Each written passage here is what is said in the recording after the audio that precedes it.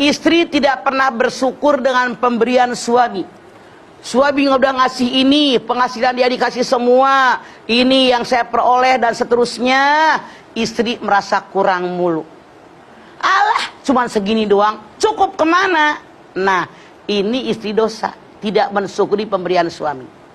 Yang kedua, kalau ada seorang istri tidak suka dengan keluarga suami, tidak sedikit di masyarakat kita, jangan-jangan di antara kita ada yang begitu. Benci sama mertua, benci sama ipar, ini dosa. Kita wajib sadar ketika kita menikah dengan seorang laki-laki, laki-laki tadi, suami kita tidak keluar dari belahan tanah, tidak keluar dari belahan batu. Ada ibu, ada ayah, ada saudara kandung yang ngurusin suami kita sehingga jadi sekarang sarjana, udah kerja dan seterusnya. Makanya kita ketika menikah sadar, menikah bukan hanya dengan suami, tapi menikah dengan suami dan keluarga suami. Makanya kalau ada orang yang tidak suka apalagi membenci keluarga suami, itu dosa kepada suami. Tidak sedikit di masyarakat kita menantu yang menikah dengan seorang suami menganggap mertua perempuan nenek lampir. Siapa lagi? Si orang istri yang menjauhkan suami dari emaknya.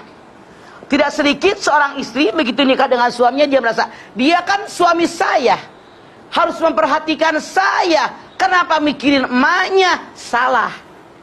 Lupa kacang dengan kulitnya. Ini tidak boleh. Tetap saja, Masya Allah, wajib dia bakti sama mertuanya. Tanpa mertua, suami Anda nggak seperti sekarang. Mana lagi seorang istri yang memutuskan silaturahim suami dengan keluarganya. Jangan sering-sering ke rumah emak. Adek kamu nggak boleh datang ke rumah ini. Ini termasuk dengan orang yang tidak beriman. Man kana yu'minu billahi wa yaumil akhir falyasir rahimahu. Siapa yang beriman kepada Allah, beriman dengan hari akhir, hubungkan tali silaturahim. Kalau seorang istri menjauhkan suami dari emaknya, mutusin silaturahim. Kalau seorang istri menjauhkan suami dari kakak adiknya, mutusin silaturahim. Ini salah. Siapa lagi yang dosa dengan suami? Kalau seorang istri selalu berusaha agar suaminya lebih mencintai dirinya daripada ibu kandungnya, dia dosa kepada suaminya. Karena yang namanya suami, ketika Siti Aisyah bertanya, ya Rasulullah, siapa yang berhak dengan seorang perempuan? Ayahnya. Siapa yang berhak dengan seorang istri kalau perempuan nikah? Suaminya. Nanya lagi Siti Aisyah, siapakah yang paling berhak dengan seorang anak laki? Ayahnya. Siapa yang paling berhak dengan seorang suami kalau anak laki udah menikah? Ibunya. Artinya sangat salah kalau seorang istri menjauhkan suami dari ibunya.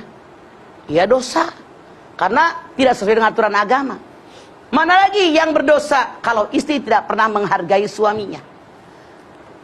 Lau amartu ahadan bisujudi li ghairillah la amartul mar'ata an tasjuda li zawjiha.